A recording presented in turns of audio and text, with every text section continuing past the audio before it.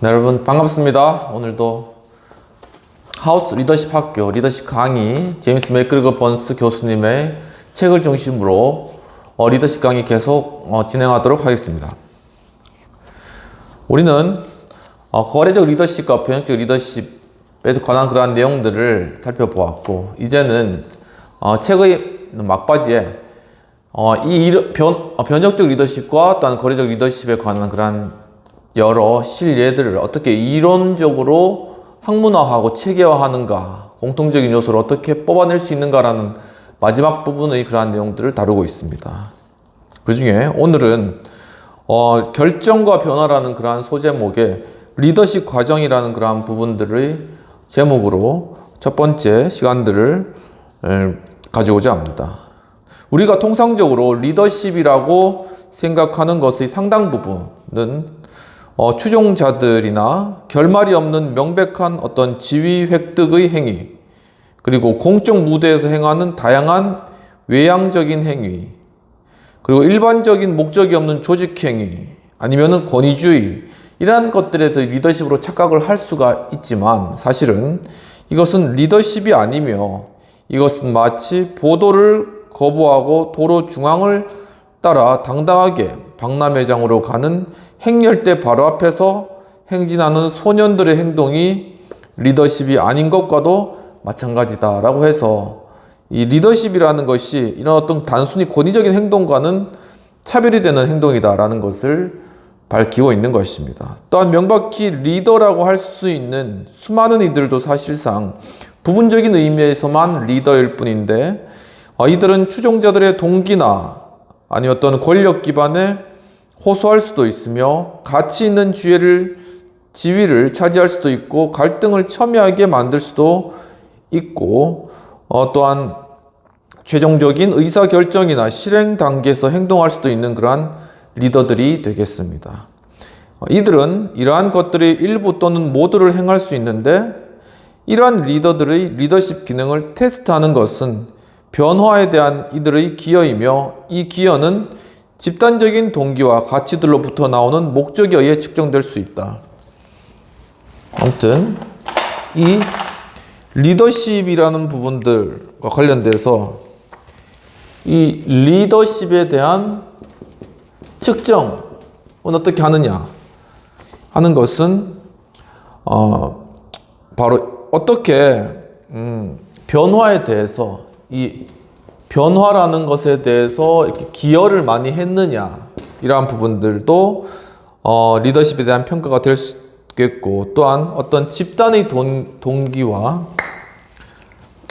그러니까 하나의 집단적인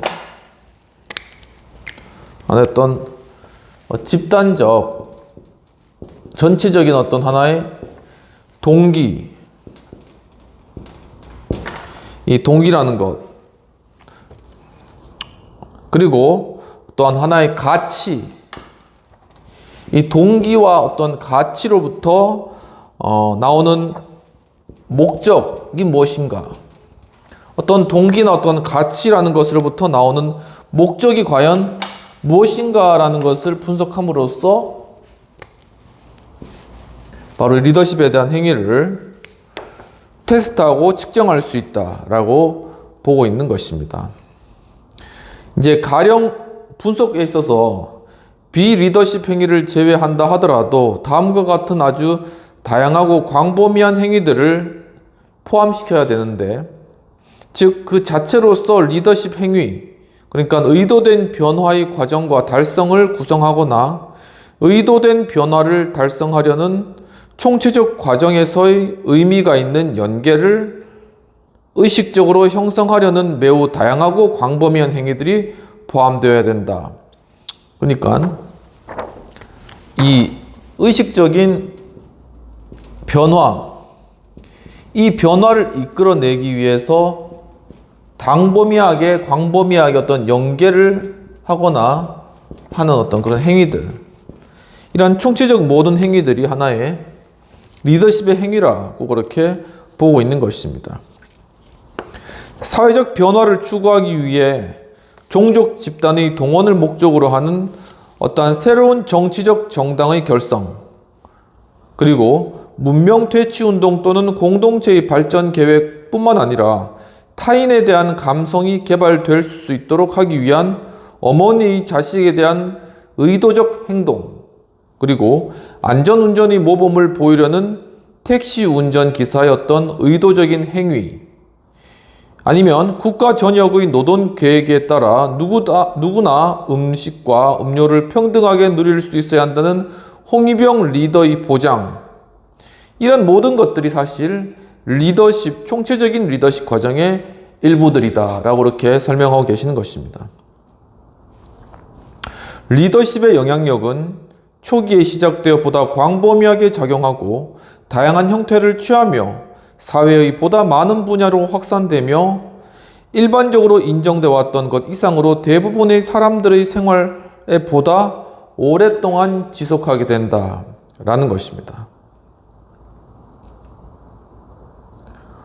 리더십 과정 또는 그 단계를 형성하는 무수히 많은 행동에서 리더십에 관한 일반화를 가능케 하는 패턴, 즉 나아가서 효과적인 일반 이론의 기초가 되고 성공적인 리더십의 실천 지침으로 기능할 수 있는 일반화를 밝혀낼 수 있을 것이다. 바로 이 리더십의 일반화를 번스 교수님이 시도하고 계시는 것이죠. 이 대답은 리더십에 관한 전통적인 지혜와 고색 창원한 격언들에서는 찾을 수 없는데, 예를 들면 리더는 태어나는 것이지 만들어지는 것은 아니다, 이런 이야기가 있죠. 그리고 또는 만들어지는 것이지 태어나는 것이 아니다 라는 그러한 격언들이나, 리더는 훈련을 받아야 한다거나 훈련으로 형성되는 것이 아니라는 그러한 격언들, 아니면 리더는 위협적인 신장이나 비범한 인내력 또는 늠름한 음성과 같은 육체적인 특징이나 용모 및 이름에 대한 어떤 기억할 수 있는 능력들, 아니면 비범한 지능이나 마법적인 능력과 같은 정신적 자질들을 보여주어야 한다는 격언 등 이러한 것들을 들 수 있다라는 것이죠. 리더십에 대해서 이러한 다양한 그러한 어떤 격언이나 어떤 이야기들, 정의들이 있어 왔다는 것입니다. 우리가 정의하였던 것처럼 리더는 생물학적, 사회적, 인지적, 정서적 과정들의 복합적인 기능이라는 것을 살펴보았는데, 즉 리더십은 리더십을 둘러싼 기회와 폐쇄의 구조에 의해 긴밀히 영향을 받게 되며, 리더십은 상이한 민족들의 상이한 생활 단계에서 출현할 수가 있고, 리더십은 다양한 과정과 현장에서 스스로 모습을 드러내게 된다는 것이죠. 그러니까 어떤 특정한 것이 아니라 어떤 다양한 현상과 또한 다양한 현장에서 그 모습을 자연스럽게 드러내게 된다는 것입니다. 간단히 말해 일상적인 일반화라는 것은 근거가 없다는 것을 살펴보았다는 것이죠. 그러니까 또는 기껏해야 고도의 특정한 하위 문화에서만 적용되는 그러한 어떤 일반화, 일상적인 일반화는 근거가 없다는 것을 살펴보았는데, 정치 체제와 시간을 초월한 리더십에 대한 일반화가 가능할까? 그러니까 어떤 정치 체제가 다를 수가 있고, 또 옛날일 수도 있고 지금일 수도 있는 이러한 시간을 초월한 어떤 리더십에 관한 그러한 일반화, 이 일반화를 과연 시킬 수가 있는 것인가? 라는 그런 질문을 던지고 있는 것입니다. 이 시대에 살고 있는 우리는 일반화를 할 수 있을 것인데, 왜냐하면 우리는 도덕 개발이 분야에서 일하고 있는 사람들로부터 개념과 자료들을 얻을 수 있기 때문이다. 그러니까 일반화를 위해서 교수님이 봤다는 것은 하나의 어떤 도덕을 개발하는 것을 통하여서 하나의 일반화의 리더십의 일반화를 이룰 수 있는 가능성이 있다라고 보신 것입니다. 이러한 학자들은 다음과 같은 결론을 내리고 있다고 합니다. 모든 문화에 있는 사람들은 자신을 둘러싸고 있는 특정 가치나 신념 및 의견들을 단순히 내면화하는 것은 아니며, 또한 이들은 부모의 이데올로기를 단순히 수동적으로 물려받는 것도 아니며, 또한 상황주의적 윤리를 반영하는 것도 아니라고 합니다. 이 분야의 학자들은 다음과 같이 믿고 있는데, 모든 문화의 사람들은 오히려 문화적으로 보편성을 지닌 불변하는 일련의 도덕적 판단 단계를 확립해왔다. 이 도덕적 판단 단계가 존재하고 있다는 것이죠.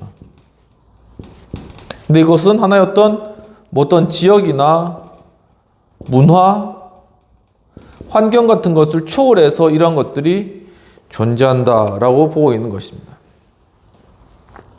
물론 이것은 대담한 주장이며 이 주장은 보다 체계적인 조사와 검증이 필요할 것으로 보여집니다.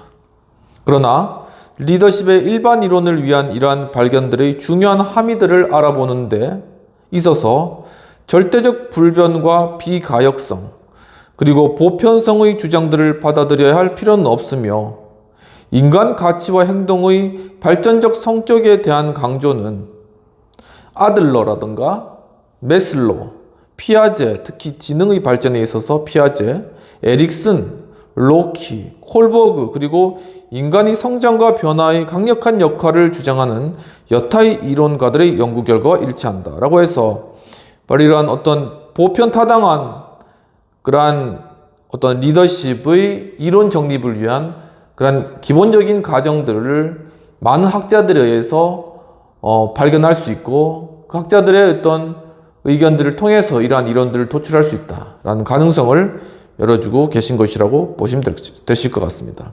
그럼 비평되는 내용들을 살펴보도록 하겠습니다. 필자는 번스 교수님은 리더십의 일반 이론 정립을 위해 리더의 동기와 가치로부터 나오는 목적이라든가, 그리고 이 목적을 이루어가는 총체적 과정 가운데 이 리더십이 나타나는 것이다 하는 것을 말씀하셨습니다. 인간의 가치와 행동과 또한 연관이 있음을 잘 밝히고 계신 것으로 보여집니다. 그럼 토론의 내용입니다. 우리 정치 현실 속에서 리더십 행위를 연구하기 위해서 필요한 것은 무엇인가? 라는 부분들입니다. 우리 정치 현실 속에서 많은 리더십들이 존재하지만 이제 그 리더십에 대한 평가할 수 있는 기준들이 사실 그렇게 많이 보여지는 것 같지는 않다라는 것이죠. 그런데 오늘 내용과 같이 어떤 도덕적인 어떤 판단 단계를 거치면은 하나의 어떤 보편적 리더십 이론이 도출되고, 그 보편적 리더십 이론에 따라서 우리 정치 현실 내에 있는 리더십에 대해서도 한번 그것을 대입해 볼 수 있다라는 그러한 여러 여지가 있다라는 것이죠. 바꿔 말하면은 일단 어떤 도덕적인 어떤 가치나 아니면 동기라던가 거기에서 나오는 목적들을 추구해 나가려는 그러한 어떤 리더의 모습들을 통해서 리더십 행위를 우리가 판단하거나 판별할 수 있고, 그것은 거꾸로 말하면 도덕적인 행위에 대해서 그것을 어기거나 아니면 도덕적 행위에 미치지 못하는 그러한 어떤 리더십의 행위는 사실 리더십으로 보기가 힘들다라는 그러한 부분들을 생각할 수가 있겠습니다. 그렇기 때문에 우리 정치 현실 가운데서 많은 그러한 어떤 정치적 리더십들의 그러한 삶이나 어떤 그들의 어떤 행적들을 돌아볼 때 과연 어떠한 이들이 정말 자신의 어떤 가진 도덕적 신념이나 아니면 어떤 가치 체계라든가 거기에서 나오는 동기를 통하여서 어떤 보편타당한 어떤 가치나 목적들을 추구해 나가고 있는가, 그 절차와 또한 그 방향은 맞는가, 그것은 어떤 불법하거나 비도덕적인 행동은 아닌가라는 것을 총체적으로 살펴보면은 우리의 어떤 현실 가운데 리더십에 관한 그러한 내용들을 평가할 수 있을 것이다 라는 것이죠. 근데 이런 부분에 있어서 두 가지 부분이 좀 생각되는 것 같습니다. 첫 번째는 과연 능력 있는 리더십인가 하는 부분들, 정말 어떤 경제적인 큰 발전과 부흥을 이룰 수 있는 그런 어떤 능력을 가진 그런 리더십인가. 두 번째는 얼마나 도덕적으로 깨끗하고 청렴하고 또한 사람들에게 존경받는 리더인가, 이러한 부분들을 동시에 생각해 봐야 될 필요성이 있다는 것이죠. 많은 능력을 가지고 있지만은 권모술수와 여러 인간적인 방법들을 많이 써서 비도덕적인 행위를 통해서 어떤 성과들을 이뤄냈다면은 그건 리더십의 한쪽 일면만을 일부 채워졌을 뿐이지 리더십의 온전한 어떤 것들을 요건들을 충족시켰다고 보기에는 힘들다는 것입니다. 또 반면에 도덕적인 그런 부분들에서 어떤 성장과 발전과 어떤 청렴성이나 아니면 어떤 존경을 많이 받지만 실제적으로 이뤄낸 결과들이 부족하거나 어떤 변화의 어떤 행위들이 그 결과로 나타나지 않거나 이런 부분들에 있어서도 사실 리더십의 일면만을 충족시켰지 리더십의 온전한 부분을 충족시켰다. 그렇게 보기에는 좀 힘이 들 것 같고요. 결론적으로는 이런 능력과 어떤 도덕성, 이 양쪽이 균형 있게 잘 정립되고 이것이 잘 갖추어진 그런 리더가 참 좋은 리더이다 라고 이렇게 우리가 하나의 어떤 평가 기준을 가지고 평가할 수 있지 않을까라는 그러한 부분들을 생각하게 되는 것입니다. 그럼 첫 번째 부분 이렇게 지나가고 두 번째는 이제 일반 이론을 위한 어떤 함의들을 살펴보도록 하겠습니다.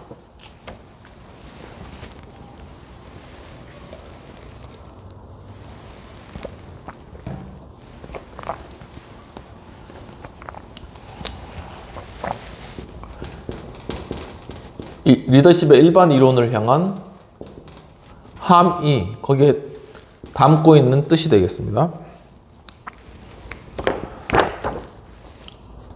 욕구의 위계, 가치 구조, 도덕적 발전 단계들에 관해서 앞부분에서 다루었으며 이제 이러한 과정들을 보다 면밀히 분석하고 도덕적 리더십의 일반 이론을 위한 함의들을 살펴볼 필요가 있다라고 말씀하고 있는 것입니다.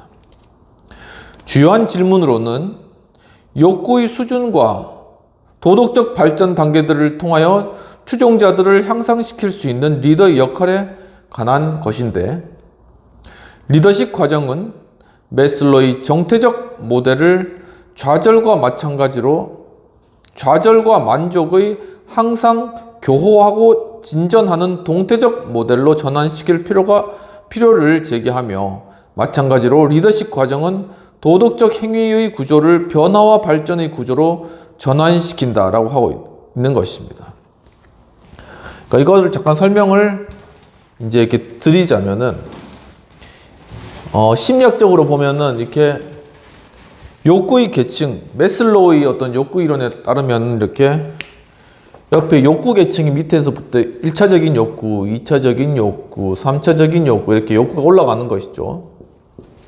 그리고 이것과 유사하게 옆에는 도덕적인 가치에 대한 어떤 욕구라든가 가치의 단계가 이렇게 존재합니다. 아무튼 이러한 것들이 서로 이렇게 만나고 이 가운데서 이제 하나의 어떤 가치라는 것을 추구해 나가는 것이죠. 이 가치는 결국 하나의 목표를 따르게 되는 것입니다. 이것이 하나의 정태적인 그런 마치 이렇게 가만히 쌓여있는 탑과 같은 그런 것이고, 도덕적 발전 단계 역시도 이렇게 쌓여있는 것이라는 것입니다. 쌓여있는 것들.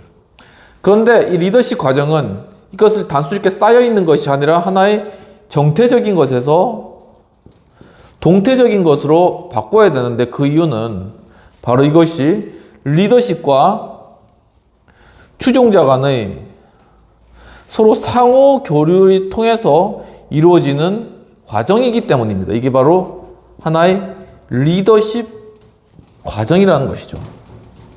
그렇기 때문에 이 리더십 과정에서 필요한 것은 하나의 동태적인 모델이 필요하다라는 그런 내용들이 되겠습니다.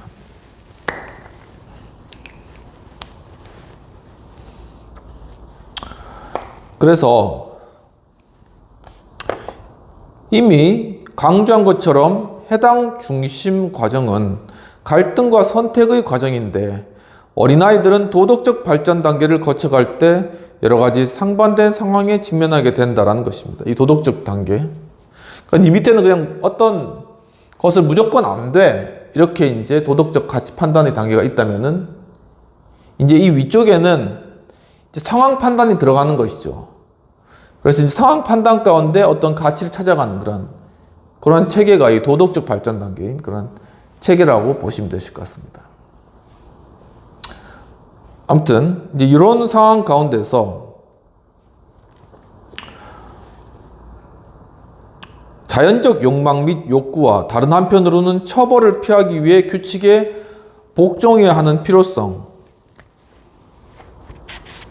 한편으로는 특이한 충동 및 욕망과 다른 한편으로는 상을 받기 위해 순응하고자 하는 동기, 호의에 대한 보답, 타자에 대한 인정, 한편으로는 궤도를 일탈해보고자 행동을 해보고자 하는 그런 어떤 갈망과 다른 한편으로는 정당한 권위에 대한 질책으로 발생하게 되는 죄책감 때문에 용납하기 어려운 행동의 자제, 상충적인 개인적 가치 체계들, 궁극적으로 타자에 대한 비난과 자신에 대한 비난 간의 갈등에 사로잡히게 된다.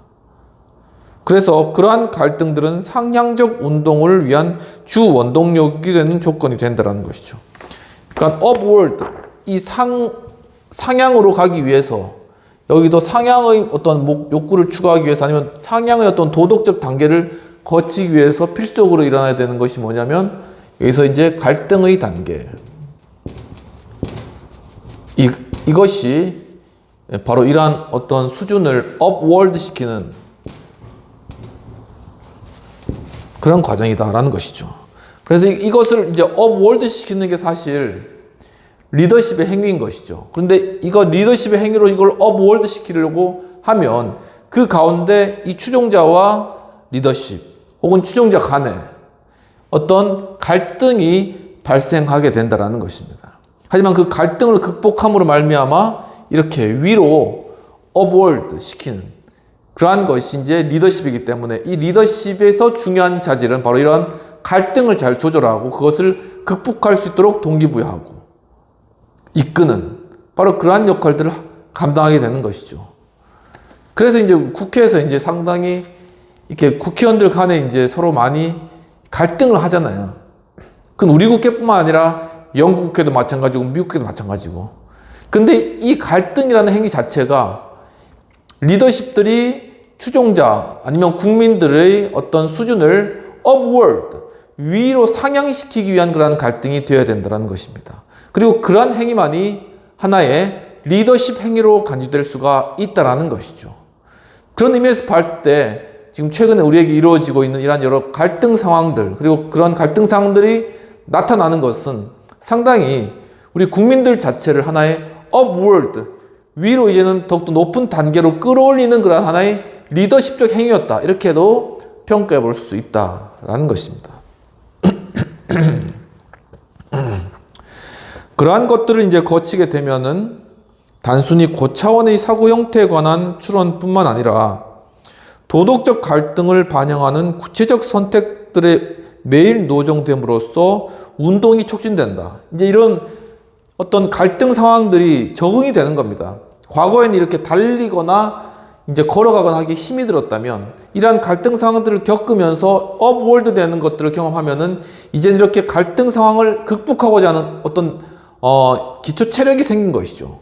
그러니까 이제 어떤 갈등 상황도 그것을 부딪혀서 극복하고자 하는 그러한 동기나 어떤 열의가 생기는 것입니다. 그것을 만들어내는 것이 어떤 리더십의 행위인 것이죠. 그렇게 끌어주는 것이 리더십이고. 그래서 흔히 갈등은 도덕적 단계의 상황에서 해결되는 것이 아니라 그 다음의 재구성된 상위 단계의 관점이나 역할 수행 또는 리더십의 호소함으로써 해결될 수 있는 것이다. 그러니까 이런 어떤 갈등 상황을 통해서 도덕적 발전 단계를 상향하거나 아니면 여기에 어떤 욕구 단계를 위로 상승시키기 위해서는 리더십이 위에서 끌어주는 행위가 굉장히 필요하다. 리드, 이끌다라는 것이다. 그런 것들을 잘 이끄는 사람이 정말 리더십이 있는 사람인 것이죠. 이러한 대안들을 다루고 구체화하는 사람이 바로 이게 풀뿌리 리더인데 부모라든가 교사, 동료, 성직자, 깡패두목, 당 관료, 마을의 고령자들 바로 이러한 사람들이 풀뿌리 리더가 될 수 있다는 것이고 물론 깡패두목이 범죄하는 것은 리더는 될 수 없겠죠. 갈등이 첨예해질수록 리더들의 역할이 점점 더 커지는 경향이 있다. 그러니까 이 갈등이 더 심해지면 심해질수록 리더들이 더욱더 두각을 나타낸다는 것이 우리 지금 우리나라 상황들을 봐도 이 갈등이 점점 심해지면 심해질수록 이렇게 리더십으로 보여지는 사람들이 이렇게 떠오르는 것이죠. 이렇게 국회에서도 이렇게 리더십으로 보이는 사람이 떠오르는 것이고 또 그것을 이제 집회 가운데서도 그런 사람들이 떠오르는 것이고 행정부 가운데서도 그런 사람이 이제 떠오르는 것입니다. 어떻게 보면 숨겨진 리더십이 이제 발현이 되는 것이죠. 특히 갈등이 심해질 때 이런 일들이 일어난다라는 것입니다. 그러니까 위기가 리더십을 만든다고 보시면 되는 것이죠.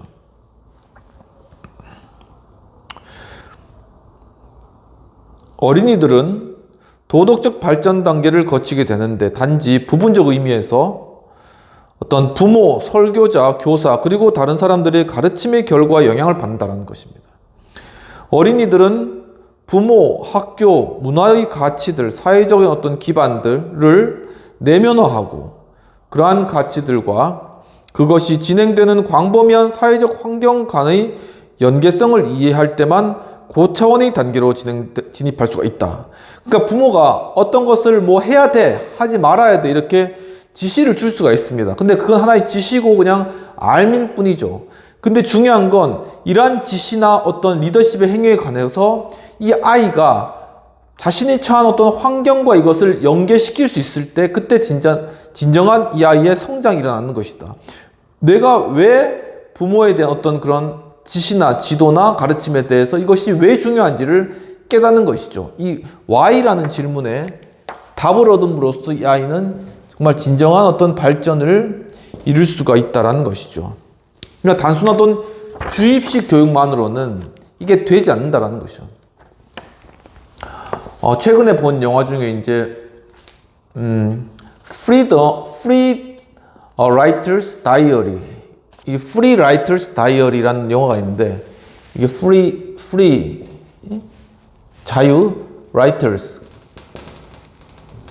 Diary 이 일기죠. 이 Writers는 뭐 작가, 자유기고자의 일기 이렇게 해서 되면 되는데 이게 이제 미국에서 롱비치 그쪽에서 일어났던 학교 안에서 한 반에서 일어난 일을 이렇게 영화한 그런 내용입니다. 근데 이제 여기서 보면은 이제 그 선생님이 새로 부임해 와가지고 이제 이 아이들을 지도하는데 보면은 이 아이들이 뭐 그러니까 히스패닉계 아니면 흑인계 아니면은 뭐 동양계 막 다 나뉘어져 가지고 서로 막 엉망이고 이제 또 백인계가 있고 이런 상황에서 이제 그 지역에 흑인 폭동이 있었기 때문에 이것을 하나의 융화하는 정책을 쓴 거예요. 그러니까 한 판에다 끌어모아 놓은 거죠. 그러니까 서로 완전히 서로 싸우고 막 갈등이 엄청 심한 겁니다. 근데 그때 이 선생님이 와서 그 아이들의 삶이 또 막 집에 가면 또 갱단에 가입해 있고 서로 막 거기 미국은 또 이게 총기 자유하니까 서로 막 총 쏘고 하다가 막 죽는 친구들도 있고 막 이런 상황들이 있는 거예요. 근데 이런 상황들에 이 선생님이 가가지고 거기서 이제 이 아이들에게 그 안네 프랑크 일기 알죠? 히틀러의 홀로코스트 중에 이제 결국 처형당한 그런 아이의 안네 프랑크의 어떤 일기를 적어놓는 그 일기를 아이들에게 읽히게 하고 또한 그 어떤 유대인의 어떤 그러한 당시 홀로코스트의 상황들을 이렇게 적어놓은 어떤 박물관에 가게 하고 이러면서 아이들을 점점 더 융화시키면서 아이들에게 또 일기를 쓰게 하는 것이죠.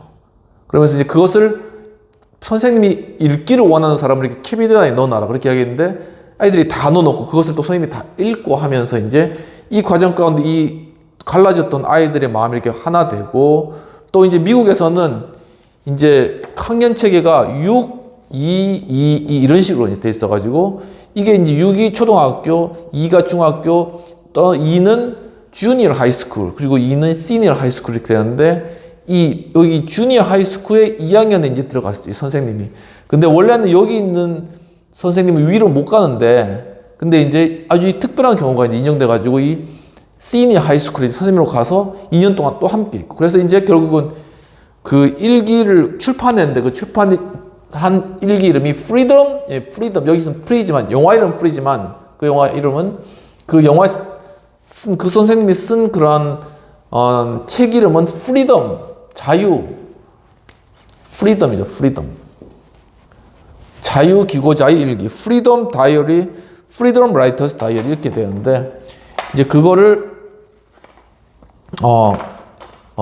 책으로 내고 나중에는 이제 프리덤 라이터스 재단도 이제 설립하게 되고 이런 영화 내용입니다. 근데 거기서 이제 보면은 어떻게 보면 아이들이 많은 교육은 받지만, 거기서 교육은 받지만 그 교육의 의미도 깨닫지 못하고 있는 그런 상황에서 이제 이 선생님이 안네 프랑크의 일기를 읽히면서 또 거기에서 실제로 그 안네 프랑크를 도와줬던 사람을 이렇게 초대하는 거죠. 이름이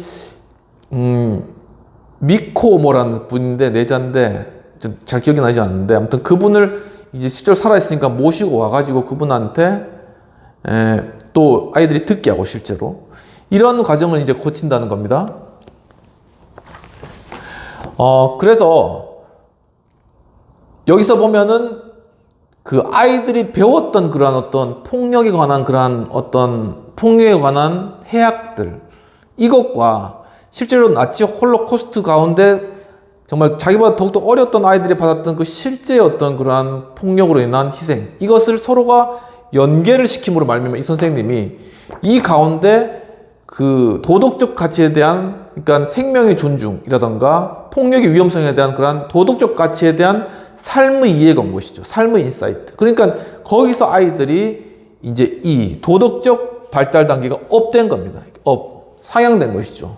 그러면서 그 아이들의 삶에 있어서 바로 이 가치체계, 욕구체계도 어떻게 잘 먹고 하루를 잘 보냈는가에 대해서 위로, 이제는 내가 더 높은 학년에 가야 되겠다, 아니면 대학에 진학해야 되겠다, 박사과정에 진학해야 되겠다, 이러면서 이 가치체계도 함께 올라오는 것입니다.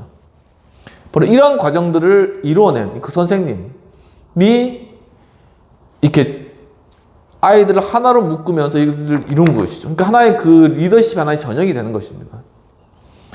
이와 같이 연계가 중요하다, 이런 것을 이야기를 하는 것이죠. 결국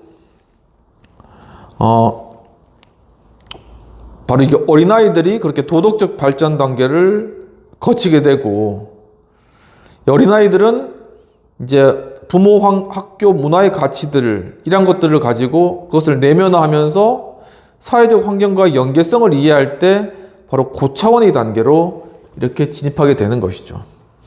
이들의 성장은 어떻게 보면 지속적인 반응 단계의 과정이라고 할 수 있겠습니다. 어린이들은 새로운 사회적 압력에 대처해 나감으로 새로운 역할을 담당하게 되고, 이러한 역할 관계에서 어린이들은 부모가 자신들의 행동에 대하여 가졌던 견해를 상상을 통해 받아들임으로써 자신에 대한 관점을 획득하게 된다라고 보고 있습니다. 상당히 어떤 심리학적 영향이 리더십에 있어서도 많이 작용되는 것을 알 수 있겠습니다. 거기서 이제 중요한 게 이제 역할 담당이라는 것이 있는데, 역할 담당. 자신이 그런 역할, 부모의 역할, 리더십의 역할을 실제로 그 위치에 가보는 거예요. 무엇을 통해서? 이 상상을 통해서, 이미지를 통해서. 그래서 다른 사람들의 상황과 관점에 대해서 어떤 감사, 즉 다른 사람들의 욕구와 목표들에 대한 감정이입이 이제 이루어지게 되고, 어린이들, 부모, 교사, 그리고 여타의 사람들은 다양한 형태로 일시적으로 리더와 추종자가 되게 된다라는 것이죠. 그러니까 전에도 이야기했듯이 바로 이러한 것에 있어서 리더십 행위 중에 중요한 것이 감정이입이라는 부분들이다. 이 감정이입의 그러한 행위들을 함으로써 사람들의 욕구를 발견하게 되고, 그리고 그 욕구에 대해서 인지하게 되면서 사람들의 욕구를 채워줄 수 있는 그러한 리더십이 될 수 있다는 것입니다.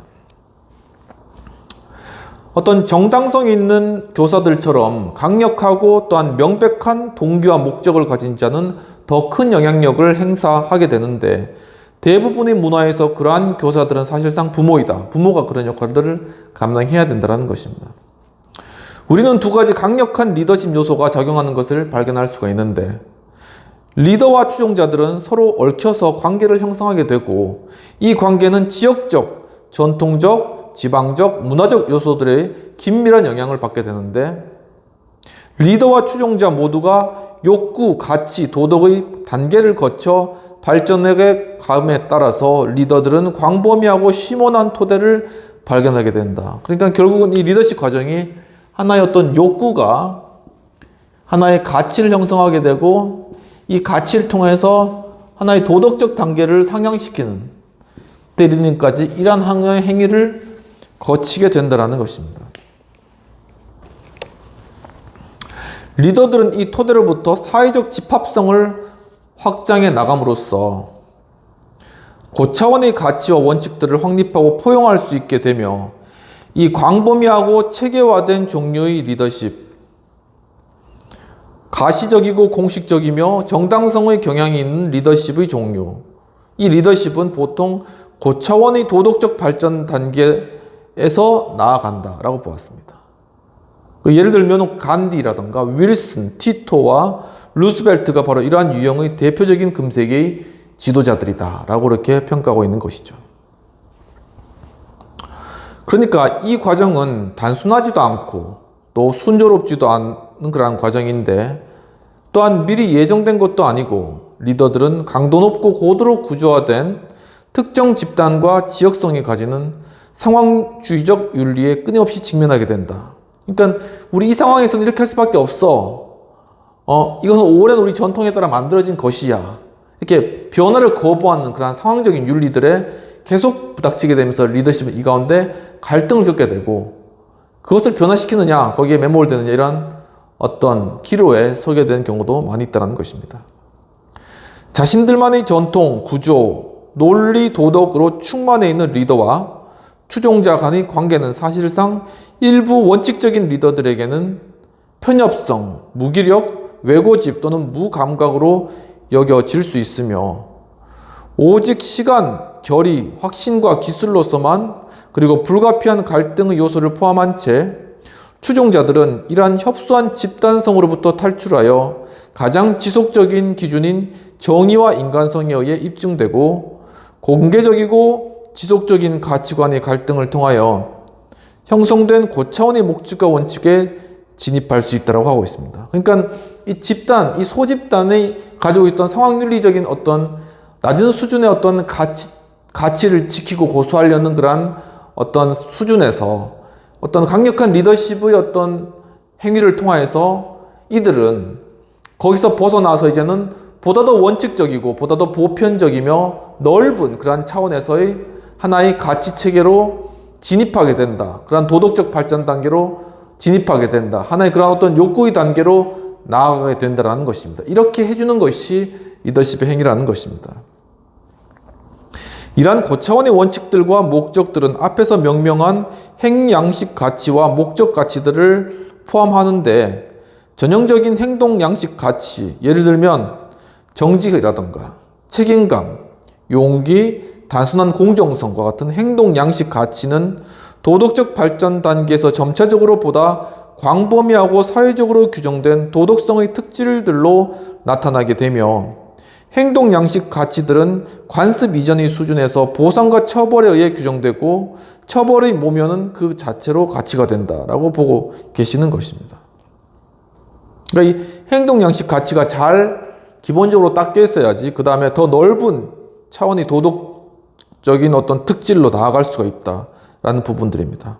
그 중에서 공정성은 단순히 상호성이나 상호적인 편의 도모라는 근거에서만 가치가 있을 뿐 신뢰성이나 정의와 같은 고차원에서의 가치가 있는 것은 아닌데 이 고차원에서의 행동 양식 가치가 목적 가치로 전환되는 것이며 그러니까 행동 양식 가치가 이제 좀 더 고양되면은 목적 가치로서 바뀐다는 것이죠. 관습적 수준에서 가치 있는 행동은 타인을 도와주거나 즐겁게 해주고 타인에게 인정받는 행위로 간주되게 된다는 것입니다.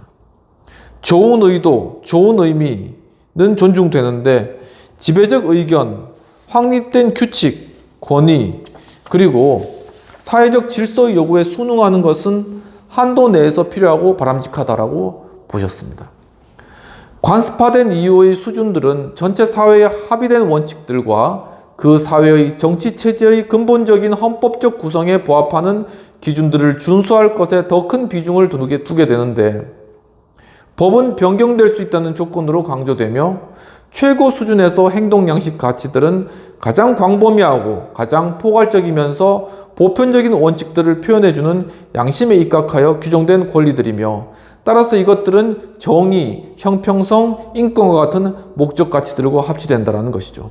그러니까 행위 양식 가치가 점점 더 발전되고 그 범위를 넓혀가고 그렇게 그게 성장하게 되면 나중에는 바로 이러한 목적 가치들, 정의, 형평성, 인권과 같은 목적 가치들과 서로가 합치는 수준에 이르게 된다는 것입니다.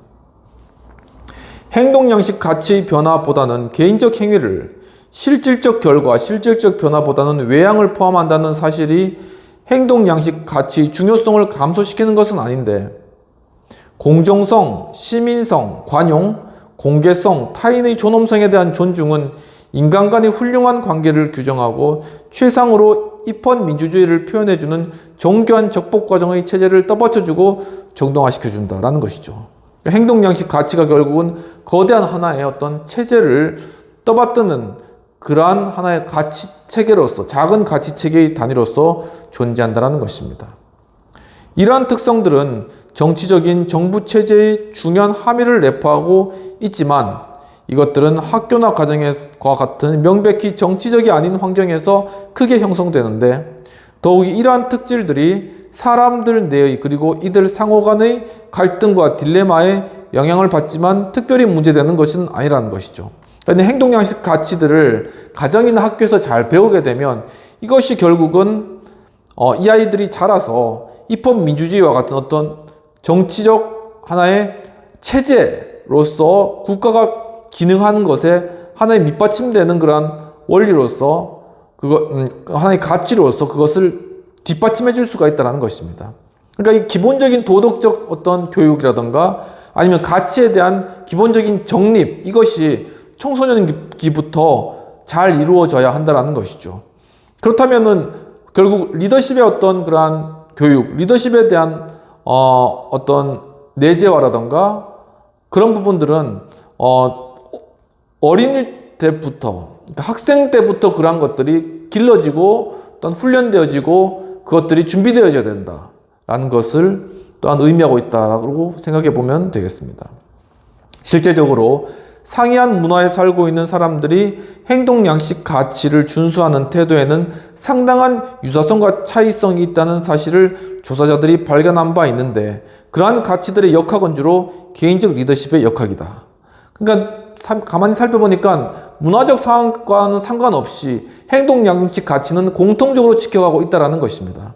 그렇기 때문에 이제 그러한 부분들이 좀 차이성도 있는데 그런 유사성도 발견되기 때문에 이러한 수준에 있어서 우리가 어떤 개인적인 일상생활을 해나가는 데 있어서의 어떤 지켜야 될 가치들, 규범들, 이런 어떤 그러한 것들은 문화적 상황과는 상관없이 공통적인 부분들이 있고, 이것이 하나의 어떤 개인적인 리더십, 개인적 리더십의 영역이라는 것이죠. 이것이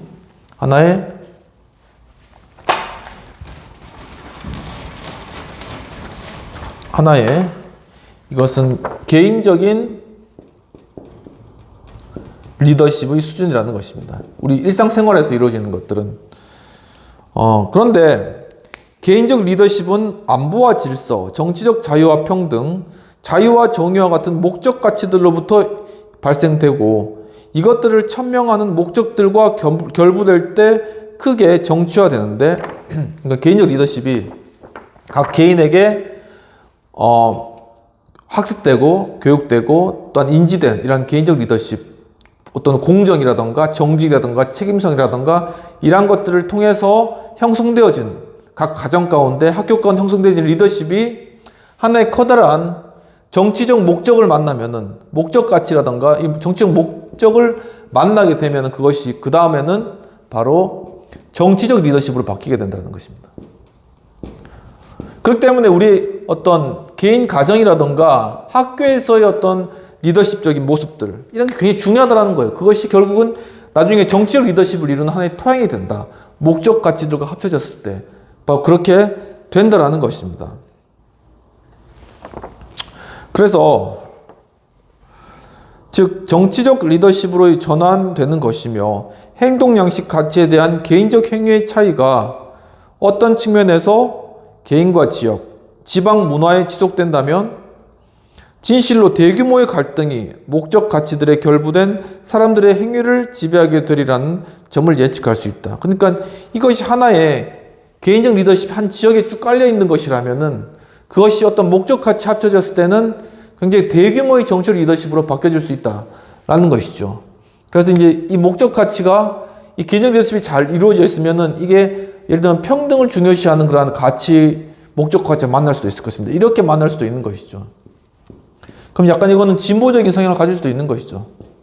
아니면은 여기서 이제 어떤 자유라든가 이런 부분들과 만나게 되면은 이건 약간 보수적이라든가 이런 쪽으로 이렇게 정치적 리더십이 될 수도 있을 것입니다. 그러니까 이것이 이렇게 발달되면 하나의 보수적인 진영이 될 수 있고 진보적인 진영이 될 수도 있는데, 문제는 이게 잘못되면은, 이 개인적 리더십 자체가 문제가 있으면은 이것이 일로 가서 평등으로 가서 진보 쪽으로 가든 아니면은 자유 쪽으로 가서 아니면 보수 쪽으로 가든 두 개 다 문제를 일으킨다는 것입니다. 이 기본적인 게 안 돼 있으면은 이게 안 된다. 근데 우리 사회에서 지금 왜 이렇게 서로 이거 진보와 보수 간의 갈등이 해결 안 되고, 갈등 해결 안 됨. 그리고 부정과 불법 만연. 그리고 이제 뭐 이러면서 이제 거의 지금 국가 기능이 거의 마비. 뭐 여기는 뭐 줄탄핵이라든가 뭐 여러 가지 많이 있겠죠.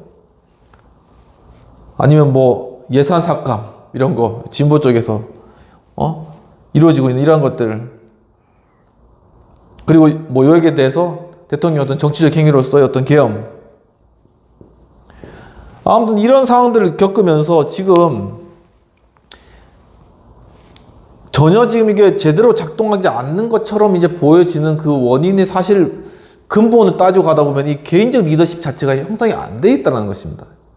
그러니까 지금 우리가 처해 있는 이러한 상황들, 갈등 상황들의 그러한 원인을 가만히 살펴보면 결국은 이것이 이 개인적 리더십이 제대로 설정이 안 됐기 때문에, 제대로 정립이 안 됐기 때문에 결국 이것이 이렇게 목적까지 정치적 리더십으로 되었을 때는 이게 더 큰 문제를 불러일으키는 상황이 된다는 것이죠. 그러니까 이 부분들이 잘못되어 있었구나 하는 것을 이번 기회에 확실히 인식한 것만 해도 상당한 큰 그러한 효과가 있다.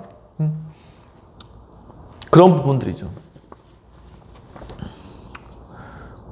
그래서 앞으로 이 개인적 리더십을 어떻게 우리의 사라져버린 어떤 도덕적인 교육 환경과 또한 어떤 정치적인 어떤 것에 대한 학교, 그리고 이제 아이들에 대한 리더십에 대한 교육이라던가 이러한 어떤 아이들 마음 가운데 어떤 체계를 심어주는 것들, 이러한 것들이 어떻게 될 것인가 하는 것이 그 문제입니다.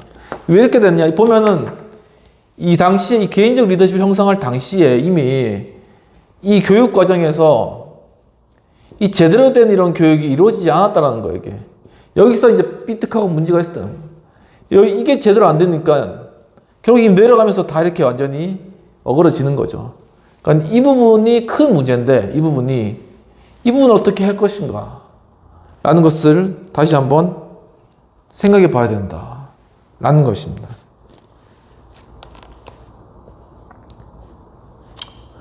그래서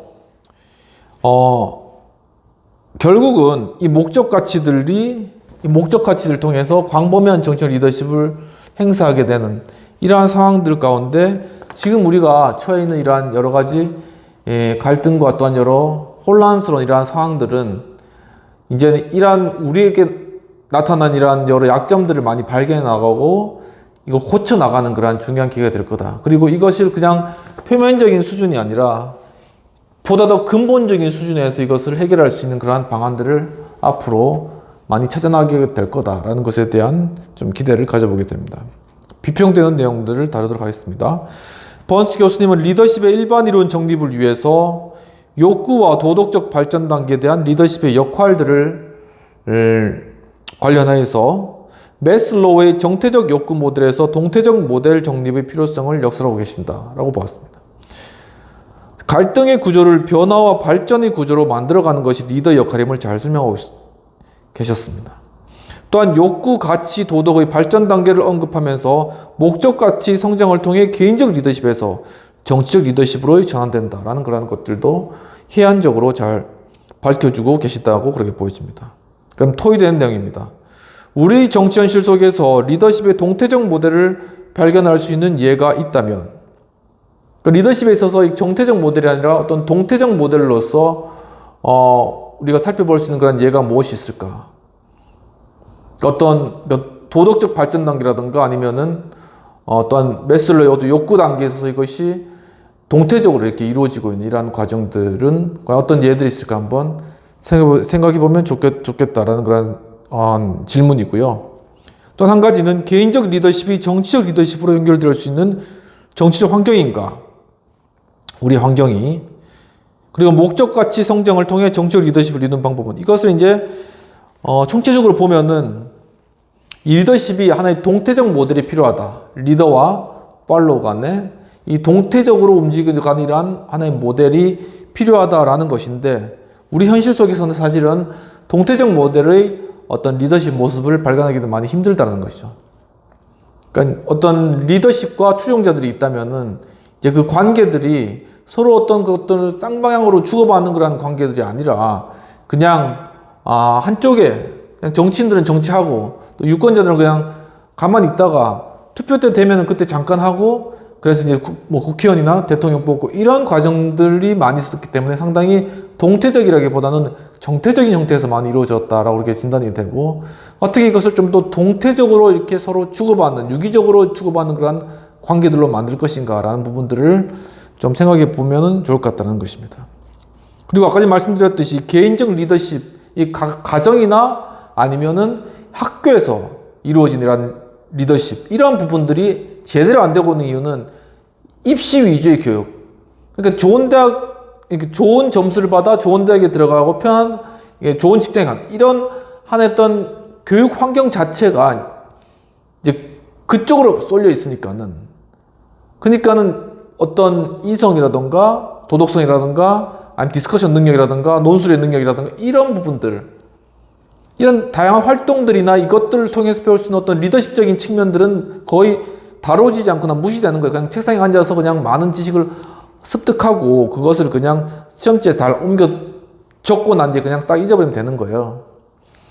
그러니까 아까 말씀드렸듯이 배운 지식과 아이들의 삶의 그런 환경에 대한 연계의 작업이 이루어지지 않고 있다. 거기서 리더십의 문제가 발생한다는 것입니다. 그러니까 아이들이 앞으로 가야 될 이 세상 환경의 그러한 상황들과 실제로 교실에서 배우는 그러한 교과의 과목들에 대한 연계, 그것을 서로 연계시켜주는 것이 하나의 어떻게 보면 교사의 중요한 리더십적 행위거든요. 그것을 어떻게 할 것인가, 교사가. 단순히 지식 전달이 아니라. 그것을 위해서는 일단은 아이들에게 많은 체험을 할 수 있도록.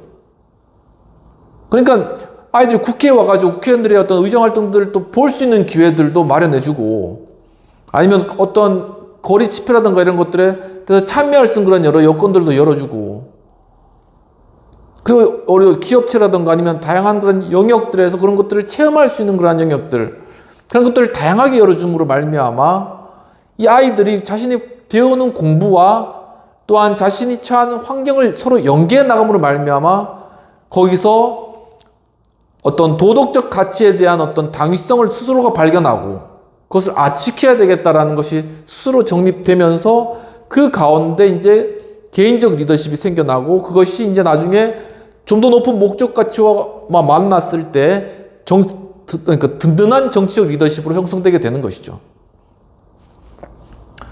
바로 그러한 것들을 잘 이루어야 한다. 이러한 부분들에게 참 남겨진 중요한 과제이다.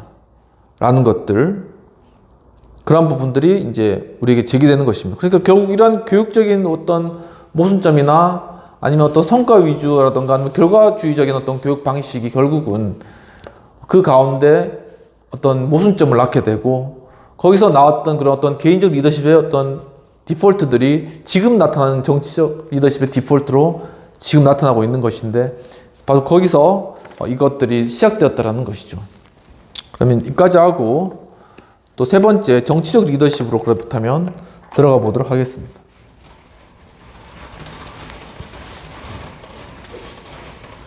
상당히 그래서 이 교육의 그런 영역들이 리더십에 있어서 특히나 이제 어린아이의 어떤 그런 교육 아니면은 청소년들의 교육, 그런 의미에서 지금 이제 나타나고 있는 여러 갈등 상황 가운데서 이제 10대들이 이제 아직 어리잖아요. 고등학교, 중학교에 나가서 이제 국회에 나가가지고 자신의 의견들 이야기하고, 또 이제 거리에 나가서도 자신의 의견들 이야기하는 건 상당히 고무적으로 느껴집니다. 왜냐하면 이게 개인적 리더십이 정치적 리더십으로 바뀌어지는 그런 과정이거든요. 그러니까 자신이 교과서에서만 배웠던 그런 내용들, 정치적 내용들이 실제로 우리 삶의 환경과 연결되는 그런 순간인 것입니다. 그럼 거기서 바로 아이들이 하나의 굉장한 어떤 의욕, 동기, 그리고 거기서 어떤 인사이트를 얻는 것이죠. 내가 이런 것이구나. 그렇기 때문에 내가 이런 방향으로 공부를 해야 되겠구나. 이런 것들을 준비해야 되겠구나라는 것이 그 어떤 스스로에게 인식이 되는 것입니다. 그러니까 그런 과정들이 굉장히 중요한데 그것에 대해서 또 이제 너희가 어린데 뭘 알아서 그렇게 하느냐라는 그런 아주 무식하고도 아주 이해할 수 없는 그런 말들을 하는 사람들. 이거 진짜 큰 문제입니다. 이거. 그러니까 지금 자라나는 어떤 아이들의 어떤 그러한 부분들, 삶과 연계된 이런 부분들, 이런 것들을 이해해주지 못하고 그냥 애니까 뭘 알아. 이렇게 하는 겁니다.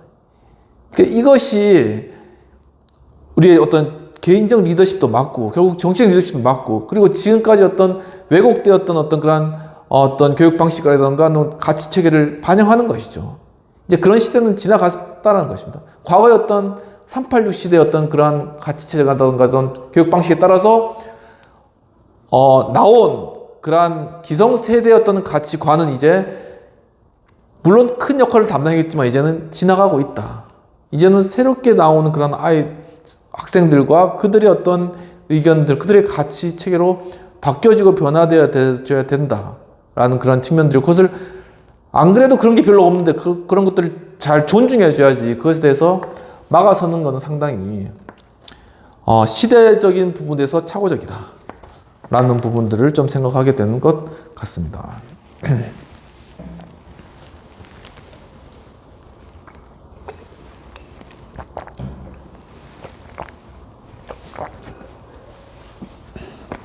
자, 세 번째 부분. 계속 지금 일반 이론 부분들을 하면서 정치적 리더십에 관한 내용들입니다.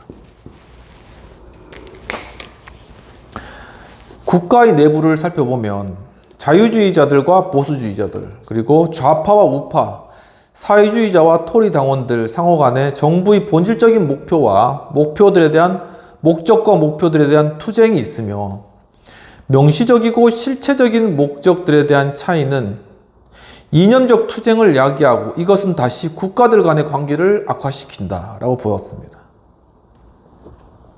그러니까 서로 간의 어떤 목적이 다른 것이죠. 흔히 갈등은 가치와 가치 간의 대결이 아닌 가치에 대한 정의들 사이의 대결 양상을 띠는데, 그러니까 이 갈등이라는 것이 가치 vs 가치가 아니고, 이게 아니고 가치 vs 정의라는 겁니다. 이 가치에 대해서 어떻게 정의하느냐, 여기에서 서로 의견이 다른 거예요. 루즈벨트와 히틀러는 모두 자유라는 상징을 위대한 명분으로 제창했으며 이를 위해 제2차 세계대전 기간에 싸웠으며, 이것은 두 사람과 그들의 이데올로기를 급진적으로 분리시켰던 자유의 실체에 대한 갈등이었다. 과연 이 자유라는 것은 무엇인가? 이 실체는 과연 무엇인가?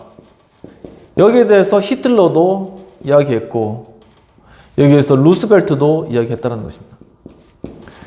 과연 그러면 무엇이 자유인지를 한번 결론 안 나니까는 말로 결론 안 나니까 한번 싸워보자. 그래 둘이 이제 싸운 것이죠. 결국에 승리가 했고 여기는 패망했습니다. 히틀러가 말했던 자유는 독일 민족들의 어떤 우월성과 자유, 그것을 유행했고 루즈벨트가 이야기했던 자유는 다른 개념이었죠. 이처럼 가치와 정의 사이의 갈등이다라는 것입니다. 인간 행동에 관한 도덕적 판단의 단계적 과정이 문화적으로 보편적인 성격을 띈다는 점을 조사자들이 밝힌 바가 있는데, 마찬가지로 리더와 추종자 모두가 가지고 있는 목적 가치들에 대한 일치와 갈등은 문화적 영역을 넘어서 상당한 정도의 공통성이 있다는 증거를 찾아볼 수 있다는 것입니다. 그러니까 문화를 떠나서 이 목적 가치들에 대해서는 상당히 서로가 유사성을 가지고 있다라는 것이 연구 결과 밝혀졌다는 것입니다. 켄트릴, 할드리 켄트릴은 12개국 이상 국가의 대중적 태도를 대대적으로 조사한 연구에서 문화를 넘어서 인간의 관심 및 열망의 강력한 패턴을 발견한 바 있으며, 그는 또한 가치 박탈에 대하여 강도 높게 반응하는 일련의 공통 과정도 발견했고, 이 공통 과정은 인도에서처럼 가혹한 조건의 순종 단계에서부터 잠재성의 자각 단계, 목표 실현을 위한 수단 확보의 단계, 끝으로 행동에 이르는 자립과 자기주장의 단계로 진행되는 발전 단계를 거치게 된다는 것이, 이게 문화적인 어떤 영역과는 상관없이 이러한 단계를 거치게 된다는 것입니다. 다시 한번 보면, 다시 강조해 보면, 어떤 인도에서처럼 첫 번째는 어떤 가혹한 조건이 있습니다. 예를 들면은 이렇게 종살이를 한다거나 아니면은 어떻게 소작농을 한다거나, 여기서는 그냥 단순하게 순종하는 그러한 단계인 것이죠. 그런데 두 번째는, 하지만 우리가 좀 더 자유롭게, 그리고 다른 사람 눈치 안 보고, 그리고 살 수 있지 않을까라는 그런 잠재성에 대한 어떤 인식이 서서히 이제 들어가게 된다는 거예요, 사람들 가운데. 이런 우리는 잠재성이 있다라는 그런 인식이 들어가는 것이죠. 그러면 그 다음에 세 번째로 넘어가면은, 이제 이러한 잠재성을 실현하기 위해서 목표 실현을 위한 구체적인 수단을 생각하게 됩니다. 그럼 우리가 모여서 한번 국회에 가가지고 우리 의견을 한번 피력해 볼까? 우리가 원하는 대표들을 한번 뽑아 볼까? 이런 수단들을 모색하게 된다는 것입니다. 그리고 네 번째로는 결국 이렇게 해서 이러한 단계를 거치면서 스스로가 자립, 이제는 자립해야 돼. 그리고 또한 자기 주장, 내 주장은 이거야, 이렇게 발달되게 나가는 이러한 것이 문화는 상관없이 공통적으로 나타나는 형상이다라는 것이죠.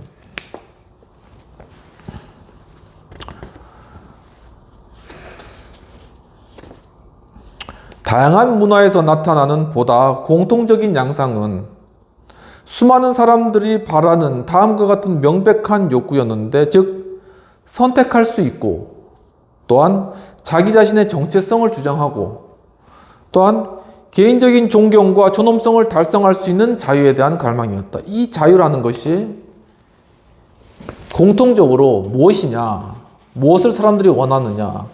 다시 한번 정리하면, 첫 번째는 자신이 선택할 수 있는 선택의 권리가 있다는 거예요. 무엇인지 스스로가 선택해 나가고 그 가운데 사람은 만족을 얻는다는 것입니다. 그렇기 때문에 어떻게 보면 성경이 처음에 그 창세기에도 선악과를 따먹을 아니면 따먹지 않을 선택권을 주잖아요. 하나님이 아담에게 주잖아요. 그럼 바로 그것이 인격의 가장 기본적인 그런 요소라는 것입니다. 그러니까 어떤 일을 함에서도 내가 이것을 할 것인가 이것을 할 것인가를 선택하는 그런 선택의 행위는 하나의 창조적 행위요, 그 가운데 사람은 만족감을 얻는다는 것입니다. 즉 자유를 느낀다는 것이죠. 이것이 바로 첫 번째 선택이라는 것입니다. 두 번째로는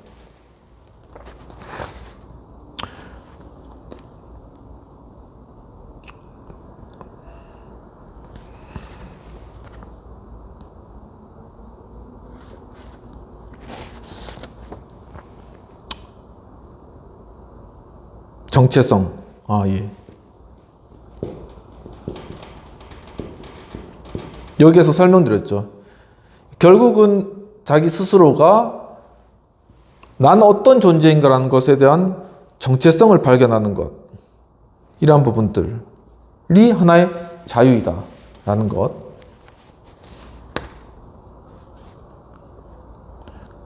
그리고 세 번째.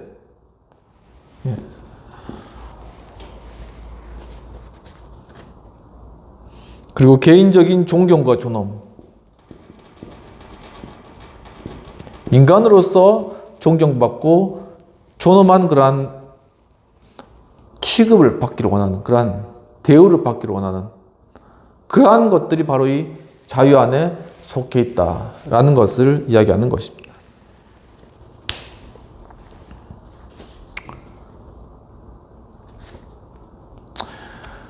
로키치라는 분은 한 조사 방법을 통하여 가치들의 발전 단계에서 하나의 패턴을 발견했다고 합니다.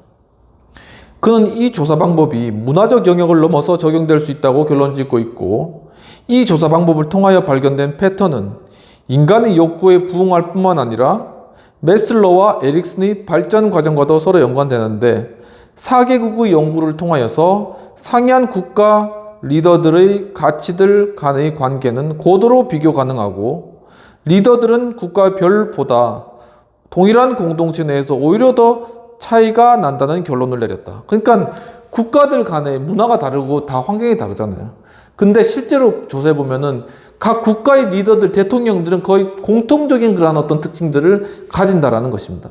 그러니까 이 대통령의 리더십은 바로 어떤 문화와 환경과는 상관없이 공통적인 하나의 영역이 있다라는 것입니다. 그렇다면 무엇이 가능하냐면은 대통령의 리더십에 대한 일반화도 가능하다라는 것이죠. 그렇기 때문에 이제 어떤 학교 같은 경우에는 대통령학이라는 것도 있잖아요. 그러니까 이것이 일반화하고 학문화할 수 있기 때문에 이런 학문도 생기는 것입니다. 도리어 이제 하나의 어떤 국가 내에서 이렇게 대통령의 리더십과 밑에 있는 참모진 리더십과 그 밑에 하위 리더십 간의 차이가 더 이 국가 간의 대통령의 리더십보다 더 많이 난다는 것이죠.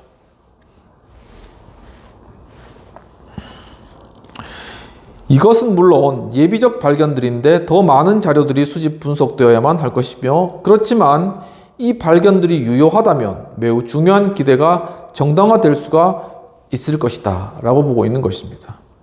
즉, 국가와 문화적 영역을 초월하는 많은 원칙들이 확인될 수 있으며, 이 원칙들은 행동 양식 가치와 목적 가치들을 모두를 구성하고, 정치적 리더들과 추종자들은 이러한 가치들의 지속적 기반 위에 자신들의 목적을 상호 형성할 수 있으며 연속적이고 발전적인 요소들이 작용하기 때문에 정치적 리더십은 추종자들이 리더들을 지지하는 한 팔로우십을 고양시킬 것이다.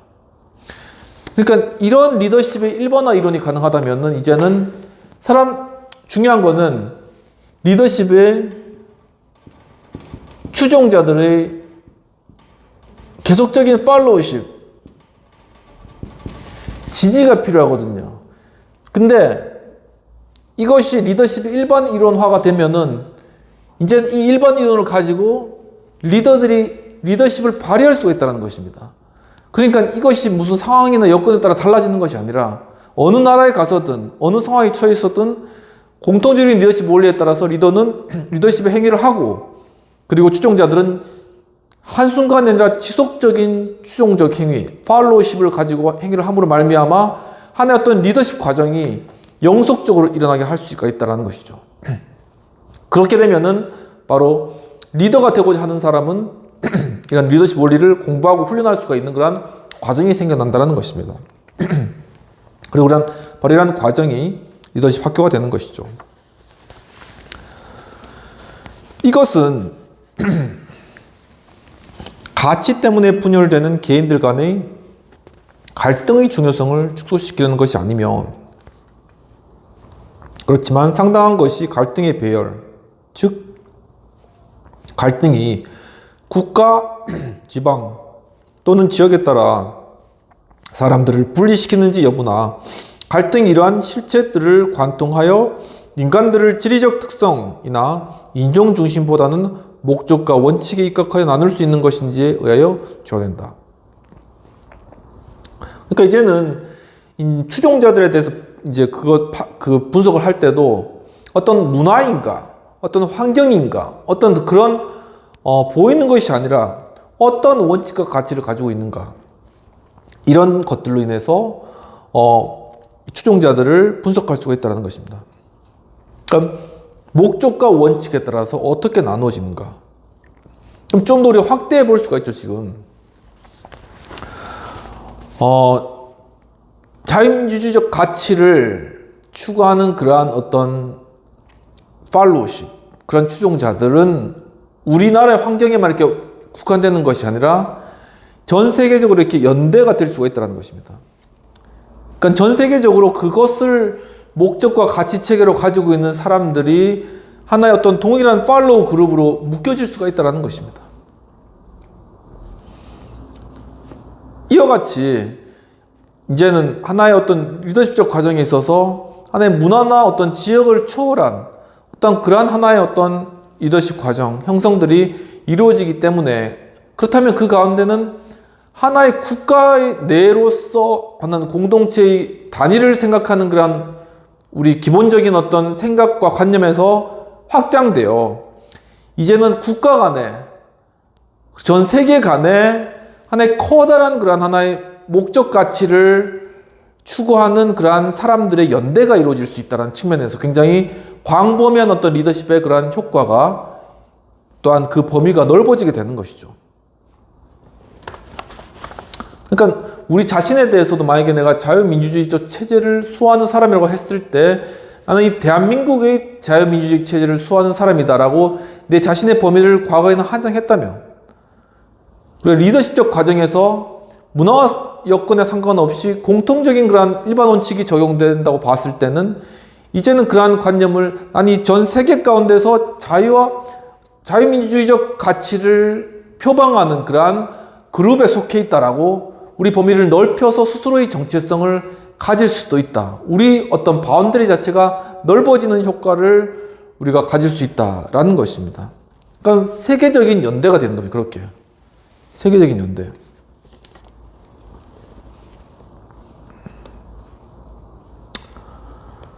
목적과 원칙에 대한 갈등은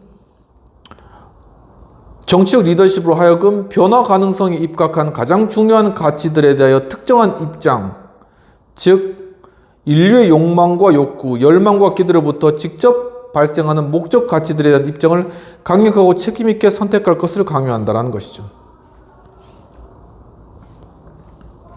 그러니까 자유민주적 가치를 수호하는 그런 입장에서는 이것이 이제는 한 국가 내 자유민주적 어떤 수호의 어떤 그룹이 아니라 전 세계적인 어떤 그러한 그룹으로서 이젠 그 입장을, 특정한 입장을 정치적 리더십에게 요구할 수 있다는 것입니다. 굉장히 더욱더 커다란 파워를 이제는 행사할 수가 있다는 것입니다. 팔로워의 입장에서. 우리는 감히 이러한 목적 가치들과 궁극적 목적들에 관하여 사고하고 있는가라는 그런 질문을 하게 됩니다. 단지 어느 정도만 생각하고 있을 뿐인데 아마도 원칙과 목적에 대한 논의의 전 세계적 초점은 상호 경쟁적이자 보완적인 가치인 자유와 평등의 역설적 교환 관계, 앞으로 수십 년에 더 걸쳐서 더 집중적으로 집중될 것이다. 그렇죠. 바로 이러한 커다란 가치들이 지구상에 존재하고 있다라는 것입니다. 실제로 형성되어 있는 것이고, 정치적, 문화적, 예술적 표현의 자유에 대한 갈등은 공산주의 국가와 개발도상국 내에서보다 첨예하게 나타날 것인데, 물론 이 문제는 서구 민주주의 국가에서도 계속적으로 중심적 정치적 쟁점이 될 것이며, 충족되지 못한 평등주의적 약속들에 대한 성취 요구는 부르주아 민주주의에서 주장될 것이며, 평등을 중심적 교류를 하고 있는 공산주의 사회에서도 계속되거나 가속화될 것이다 라는 것이죠. 그러니까 이런 어떤 평등에 대한 요구는 계속적으로 이루어질 것이고, 또한 어떤 자유에 대한 추구도 계속적으로 이루어질 것이라는 것입니다.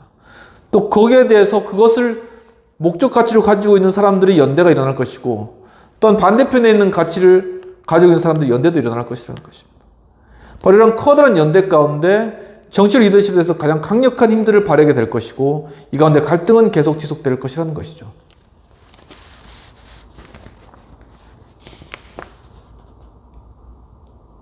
이러한 가치들이 어떻게 정의될 것인지, 이러한 가치들이 원칙들의 위계구조나 목적들의 우선순위에서 상호 어떻게 관계되는지,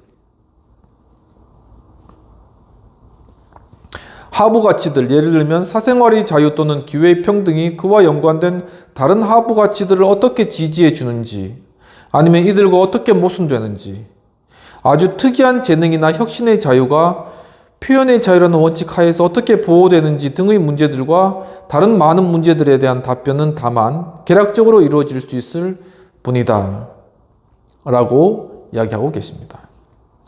다행스럽게도 분석자들은 이성과 논리뿐만 아니라 경험적 데이터 수집과 분석을 토대로 이러한 문제들에 접근할 수가 있는데, 최근에 나타난 현저한 지적 발달 중에 하나는 사람들의 욕구나 열망, 가치에 대한 조사가 국경에 개의치 않고 질과 양적인 면에서 증가했을 뿐만 아니라 학자들이 정의의 원칙에 입각하여 평등의 개념들을 재분석해 왔다는 점을 들 수 있다는 것이죠. 이 평등이라는 것에 대한 개념이 이제는 정의에 대한 어떤 관점을 따라서 재해석되고 있다라는 것입니다.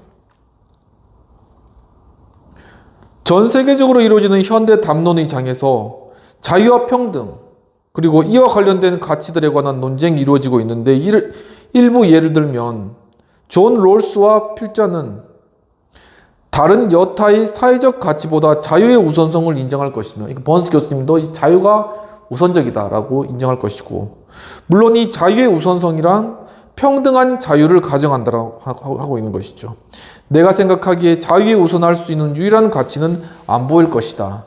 그러나 만약 안보가 단지 생존만을 보장할 뿐 인생을 가치 있게 해주는 자유와 같은 가치들을 보장하지 못한다면 이에 대한 바람은 감소할 것이다 라는 것입니다.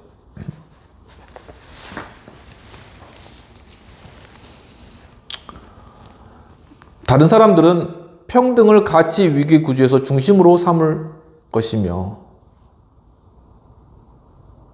우리는 선택과 우선순위 결정 과정에서 리더십에 대한 함의를 찾아볼 수 있다. 그러니까 어떤 가치를 두고 이 리더십이 결정해 나가는 것인가 하는 것을 보면은 그 리더십에 대한 성격을 파악할 수가 있다는 것입니다. 만약 리더가 평등, 진보, 자유, 정의, 질서와 같은 단순한 슬로건으로 추종자들에게 호소하고 한다면 이는 리더가 실제로 어디에 위치해 있는지에 관하여 추종자들에게 지침을 제시해 주지도 못하는 것이며, 추종자들을 동원하여 명시적인 목적들을 추구할 수 있도록 하는 것도 아니다. 그러니까 단순히 어떤 정의를 따라야 된다, 자유를 따라야 된다, 질서를 지켜야 된다, 안보를 지켜야 된다, 이것들은 그냥 superficial, 그러니까 표면적인 것일 뿐이지, 이것이 결코 이런 것들을 주장한다고 해서 리더십이 되는 것도 아니고, 사람들에게 어떤 리더십적 행위를 하는 것도 아니고, 사람들을 리더십을 이끌 수도 있는 것도 아니라는 것입니다. 단지 앞에서 말만 그렇게 한다는 것이죠.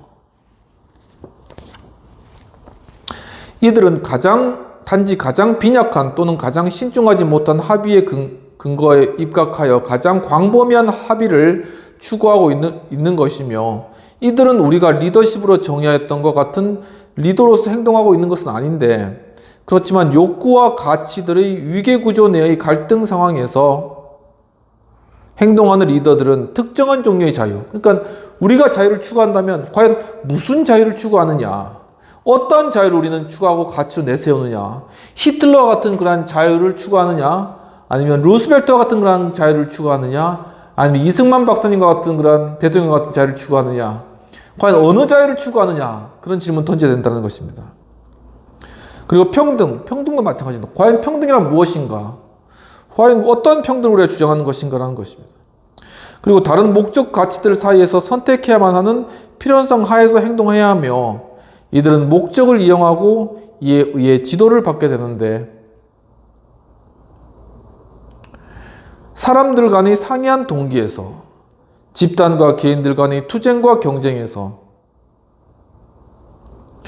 끊임없이 선택하고 목적을 첨예화하고 견고하게 하는 과정에서 리더십의 힘이 고양되고 의도된 변화가 성취된다.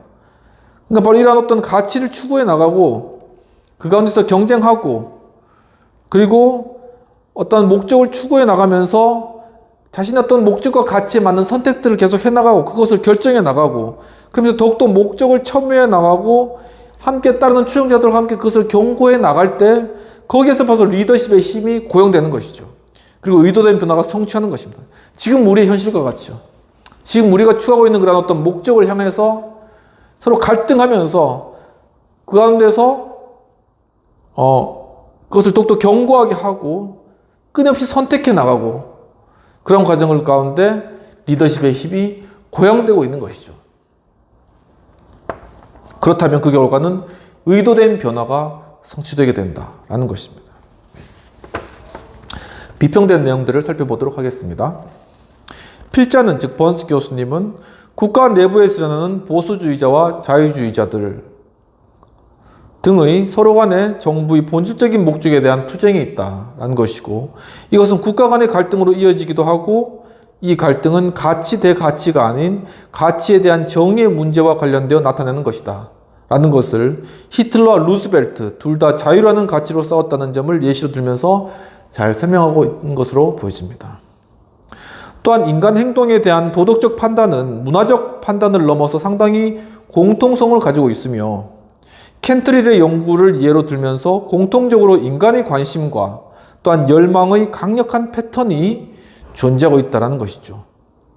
또한 인도에서 가혹한 조건이 순종이라던가 거기서 잠재성을 자각하는 것으로 발전되고, 또한 목표 실현을 위한 수단을 확보하며 행동에 이르는 자립과 자기주장의 단계의 발전 단계가 다른 모든 문화권에서도 공통적으로 존재한다는 것을 입증하고 계십니다. 결국은 국가와 문화를 초월한 공통의 일원이 리더십에 존재할 수 있음을 분명히 밝히고 계시고, 이러한 지속적인 가치 기반 위에 정치적 리더십을 형성하고 또한 팔로우십을 고양시킬 수 있음을 언급하셨습니다. 한편 리더십을 목적과 가치에 따라 나눌 수 있으며, 최근 트렌드는 정의에 입각하여 평등의 개념을 재분석하는 것이고, 리더는 광범위한 개념보다 특정한 자유와 평등과 같은 가치를 추구함을 리더십이 고양된다고 하는 것입니다. 특정한 자유와 평등과 같은 가치를 추구함으로써 리더십이 고양된다는 것이죠. 이 중에서 이제 평등의 어떤 재분석, 어떤 재평가, 이런 부분들 한번 보면 좋을 것 같아요. 토론된 내용들도 먼저 한번 나누고 이야기하겠습니다. 우리 현실 속에서 추구되는 특정한 가치 및 이에 대한 대립과 리더십은 과연 무엇인가? 그러니까 우리 현실 속에서 특정한 가치, 자유민주주의적인 그런 가치인 것이죠. 개인의 자유를 보호해주고, 일단 그 가운데 개인의 재산을 보장해주고, 자유롭게 행동하고 스스로 결정하고, 바로 그러한 가치들을 추구한다라는 것을 특정한 가치로 둔다면, 그럼 그 가운데 평등의 설 자리는 어디 있는가라는 부분들을 살펴봤을 때,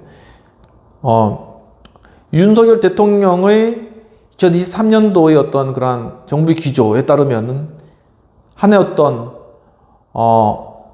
자유주의적인 그러한 측면에 있어서 평등을 중요시하는 그러한 측면으로,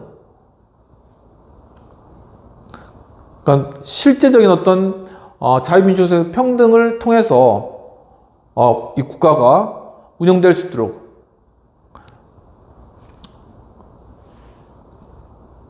모든 영역에 있어서 실제로 만약에 자유가 깨어진 곳이 있다면은 국가가 개입해서라도 그것을 자유롭게 바꿔놓겠다라는 하나의 평등주의적인 그런 관점, 평등이 전제되어 있는 자유라는 것입니다. 아까 교수님 말씀하셨듯이 이러한 기조를 가지고 있었다는 것입니다.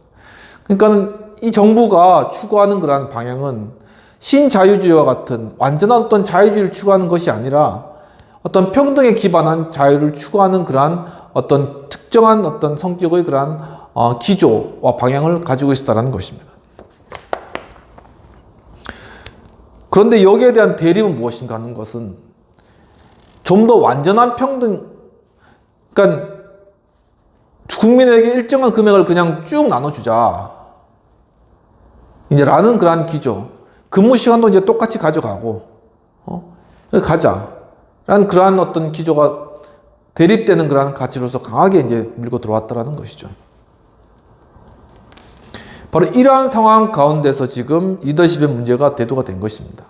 리더십적 행위가, 그 과정이 지금 평가가 되고 있는 그러한 과정인 것이죠.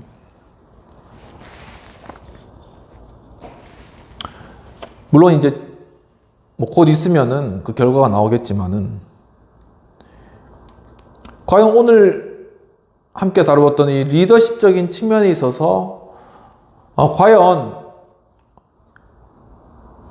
우리가 추구해야 될 그런 어떤 특정한 그런 종류의 가치, 바로 또한 이 정부가 추구했던 어떤 특정한 형태의 그러한 가치가 과연 지금 하나의 리더십적 테스트를 받으면서, 테스트인 것이죠. 지금 테스트를 받으면서 과연 어떻게 새롭게 변화될 것인가 라는 것에 대해서 한번 생각해 볼 필요가 있다는 것입니다. 그러니까 과거에는, 지금까지는 2023년도에 그런 기조를 가지고 이제 나아갔었는데, 하나의 그것은 이제 정의란 무엇인가, 그러니까 책에서도 이제 나타나는 것과 같이 하나의 공동체적인 어떤 자유심입니다. 공동체주의적인 자유주의를 추구한 것입니다. 마이클 샌델 교수님이, 이제 하버드 교수님이 말씀하셨듯이, 이 공동체를 지켜가면서, 공동체를 지켜가는 것은 하나의 공동체 내 평등을 이루는 것이잖아요. 그러면서 자유주의를 해나갔다, 공동체적 자유주의의 어떤 그런 방향들을 추구해 나갔었던 것이죠. 과연 이제 이러한 부분들이 사실 근데 지금까지 많이 막혀 있었고, 사실 그것들이 실현될 수가 없는 그런 상황이었죠. 왜냐하면 그만큼의 리더십이 생겨나지가 않았어요. 리더십 자체가 그만큼 생겨나지도 않았고, 그 가치에 대해서도 첨예화되지도 않았고, 그러한 것이 목적 가치로서 제시되지도 않았고, 제시되었지만 그것이 국민들에게 인식되지도 않았고, 추종자들이 그것을 따르지도 않는 이러한 상황들이 존재했던 거죠. 하지만 지금 이러한 갈등적 상황을 통해서 적도 이러한 공동체적인 자유주의 어떤 목적 자체가 보다 더 첨예화되었다라는 측면에 있어서 상당히 리더십적인 어떤 부분에 있어서 상당히 탁월하게 평가해 줄 수 있는 그런 부분이라는 것입니다. 일단 우리가 나아가고자 하는 그런 방향에 대해서 분명하게 어떤 방향을 제시했다, 그것을 명확하게 보여주었다 라는 그런 부분에 상당히 높게 평가할 수가 있다 라는 그런 부분들이 보여지고요. 그렇다면 이제는 앞으로 어떻게 하면 공동체적 자유주의를 이룰 것인가 하는 그런 실제적인 그런 문제가 있는데, 앞으로 향후에 이 공동체적 자유주의를 이제 이루기 위해서는 중요한 중심주의에 있는 그런 가치가 정의라는 것이죠. 이 정의, 대한민국의 헌법이 수하고 있는 이런 정의가 어떻게 수호될 것인가라는 것이 가장 중심이라는 것입니다. 이 정의가 지켜질 때 공동체가 지켜줄 수 있지 않습니까? 이 정의 안에서 평등도 나오는 것이고, 그렇기 때문에 이 정의를 지켜나가기 위해서는 정의에 반대되는 부정은 처리를 해야 된다는 거죠. 이 부정의 문제를 해결해야 된다는 것입니다. 그것이 어떤 영역에 있어도 이 부정의 문제를 해결하고 그것을 분명하게 하고, 그래서 공동체의 신뢰를 회복해 나갈 때 거기서부터 바로 이 공동체주의가 서로 함께 할 수 있다. 이 공동체 안에서 그런 신뢰가 생겨나고, 이 가운데 서로의 자유를 인정해주는, 그러면서 이제 세계 가운데 우리가 자유주의로 나아갈 수 있는, 그리고 이 자유주의 어떤 세계적인 연대와 함께 할 수 있는 그러한 길들이 열려지게 된다는 것입니다. 그런 측면에서. 그렇기 때문에 이제는 우리가 보다 더 목적을 첨예화하고 그것을 향하여서 나아갈 때 진정한 어떤 리더십의 그런 행위가 이루어질 것이다 라는 것에 대한 우리가 기대를 가지게 된다는 것이죠. 그런 의미에서 굉장히 지금 중요한 시기이고, 우리가 앞으로 더욱더 어떤 우리의 바운드를 좀 더 넓히고 나아갈 수 있는 그런 하나의 중요한 기로에 서 있다라는 그런 생각이 좀 들게 되었습니다. 오늘도 좀 긴 시간 또 이렇게 리더십 강의 함께 해주신 여러분 감사드리고, 좀 더 계속적으로 이론적인 부분들도 지금 마지막에 정리해 나가면서 교수님 상당히 우리에게 탁월한 어떤 인사이트를 주시는 것 같아요.